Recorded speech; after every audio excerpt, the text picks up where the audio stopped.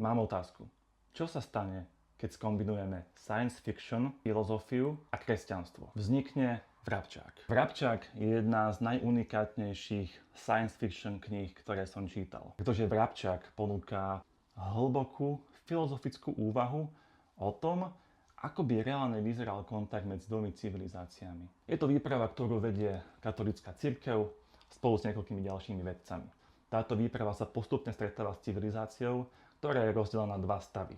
Ten, ktorý vládne, a ten, ktorý je podriadený. Autorka sa až tak nevenuje kontaktu medzi výpravou a civilizáciou, ale skôr sa venuje hlbším filozofickým a teda aj náboženským otázkam. A tou hlavnou otázkou je to, že do akej miery naše dobré úmysly naozaj vedú k dobrej veci. Práve na túto otázku sa snaží odpovedať druhá dejová línia knihy, ktorá sleduje príbeh kňaza Emilia Sandoza, ktorý ako jediný prežil výpravu na túto cudzú planetu. A práve v rozprávaní kňaza Sandoza cítime obrovskú mieru viny, obrovskú mieru hanby a sklamania. Ak vás zaujíma science fiction kniha, kde síce nie je veľa akcie, ale skúmajú sa tam naozaj hlboké filozofické otázky, tak táto kniha je pre vás.